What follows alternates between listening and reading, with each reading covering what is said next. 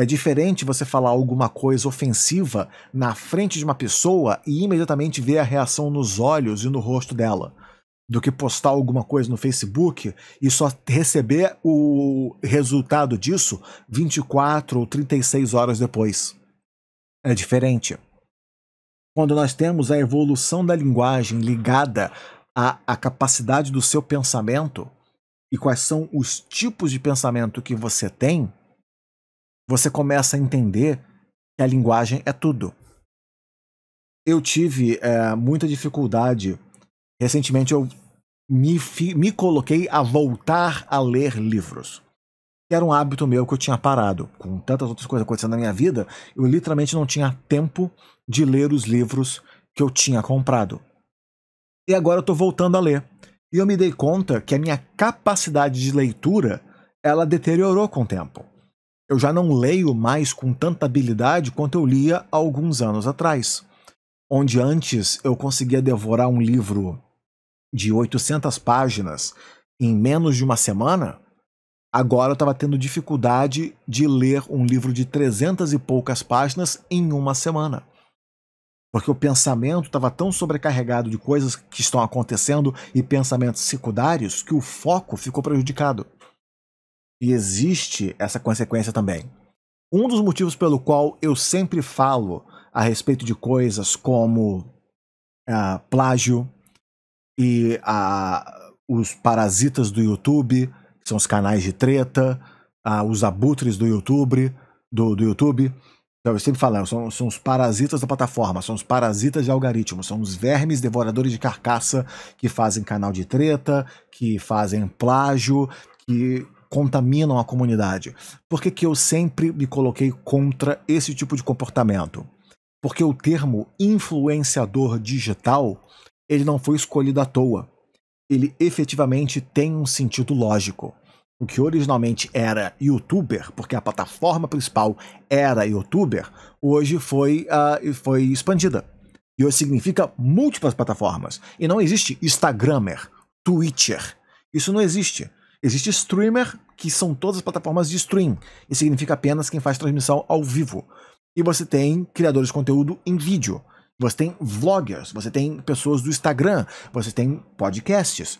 São todos influenciadores e criadores de conteúdo.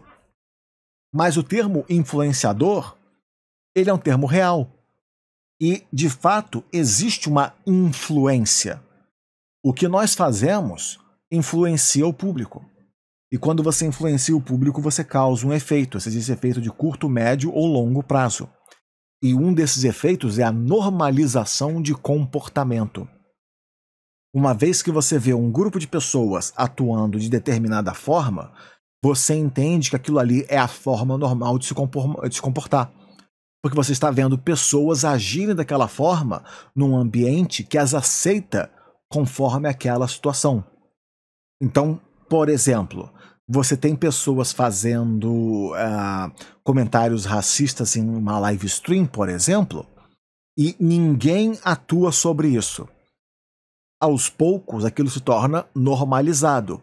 Porque quando a pessoa fizer aquele tipo de comentário e alguém for questionar, vai vir as perguntas. Você nunca falou disso antes, por que está falando agora?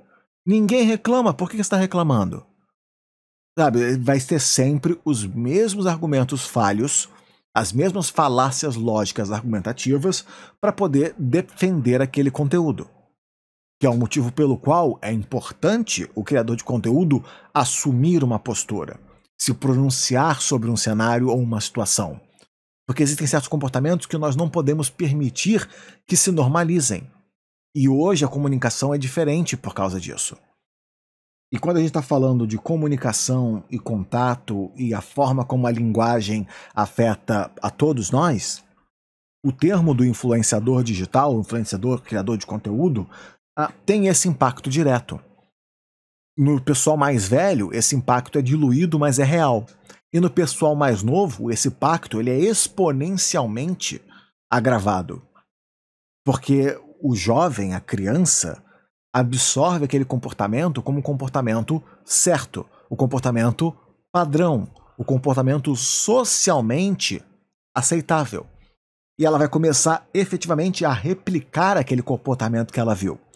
Porque ela viu a pessoa tendo aquele comportamento e na maioria das vezes a pessoa não foi repreendida, a pessoa não foi punida e a pessoa não foi castigada e muito menos cobrada daquele posicionamento, argumento, atitude ou ideia que ela apresentou. E isso gera um efeito em onda que vai se disseminando pela comunidade. Então, aos poucos, você começa a ver aquele comportamento se replicar, e à medida que ele vai se replicando, ele se torna o novo normal. Quando eu digo para você que a qualidade do seu pensamento só pode ser tão boa quanto a qualidade do seu vocabulário, é disso que eu estou querendo dizer. É disso que nós estamos falando.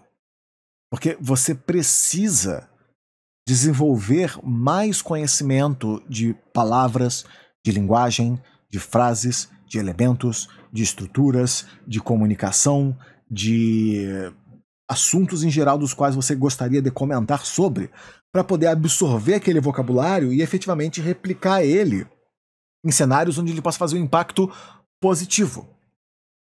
Muitas e muitas vezes eu vejo pessoas que às vezes elas têm a ideia correta, mas elas não têm a capacidade argumentativa de articular o argumento delas. Porque elas não souberam consumir aquele tipo de cultura. E não souberam replicar isso de uma forma que fosse prática ou efetiva num cenário de mundo real. E é daí que você efetivamente tem as consequências negativas. Agora, como que a gente efetivamente resolve este problema? Porque esse é o problema. E não adianta de muito apenas falar do problema e não falar de nenhuma solução. Eu poderia dizer para vocês que todo mundo deveria ler um livro. Eu poderia dizer para vocês que você deve valorizar criadores de conteúdo que produzem conteúdo que você realmente acha que é bom. Mas, na verdade, nenhuma dessas duas atitudes vai resolver o problema. Tem uma atitude, no entanto, que efetivamente resolveria o problema, ou no mínimo teria um impacto significativo e quantitativo em cima do problema. E isto é cobrar.